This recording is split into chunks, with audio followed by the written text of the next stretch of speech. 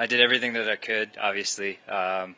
Haven't had the best history so far in final rounds and final groups, so it's definitely going to be a little badge on on my chest, I guess, in the sense that the next time I get in position, I'll have that in my memory bank of knowing that I've done it before, and yeah, I played. I mean, at the end of the day, you're trying to beat the leader in the final round, and I did that. It just came up one short, and yeah, I'm proud of the effort.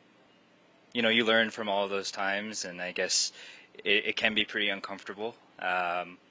Today was no different. It was still just as uncomfortable, but little things like being at my home course obviously helps a little bit. But I guess at the end of the day, it was just to try to take my time and try to really enjoy being uncomfortable as long as possible. It's really, really hard to do that because obviously it's a lot of pressure, and there's everything I've ever dreamed of, right, is winning out here. So doing my best to not think about those things, but at the same time embrace the discomfort throughout the whole round. And I think today I did a better job of just staying within that, you know, discomfort the whole day instead of, trying to run away from it.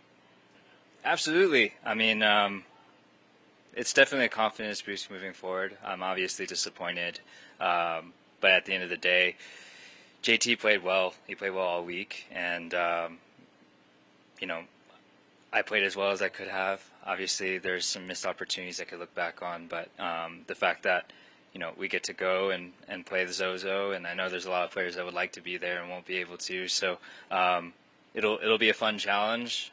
It's gonna be a lot of fun being on the other side of the world, and yeah, I'm grateful for the opportunity.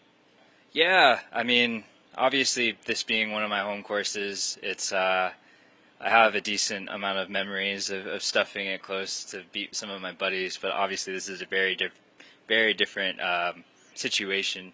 But like I was saying before, I think it was maybe 3 years ago, I had to make the cut on the number. I needed to make birdie on 18 to the same pin on a Friday, and it was arguably a lot harder. It was into the wind, and it was a 6 iron instead of a 9 today, and I kind of hit in a pretty.